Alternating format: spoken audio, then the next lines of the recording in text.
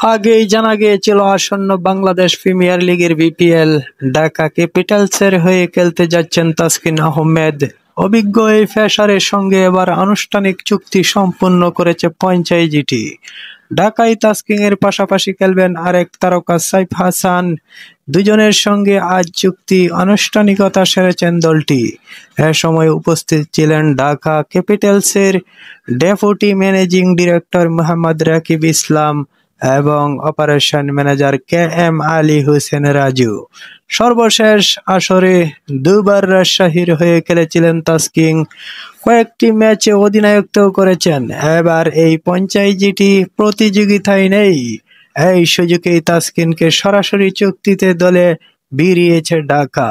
সর্বশেষ বিপিএলে যে দুইটি দল এবার টিকে গেল তার একটি শাকিব খানের ঢাকা ক্যাপিটালস। গেল আসরে প্রথমবারের মতো বিপিএলে নাম লেখিয়ে মাঠের বাইরে ব্যাপক উন্মাদনা তৈরি করেছিল। বিশেষ করে গ্যালারিতে সাকিবের উপস্থিতি ক্রিকেট ও সিনেমা প্রেমীদের মেলবন্ধন তৈরি করেছিল। যদিও মাঠের পারফরম্যান্স তেমন চাপ দেখা যায়নি, তবে এবার তাসকিন সাইফের মতো তারকাকে দলে ভিড়িয়ে চমক দিল তারা।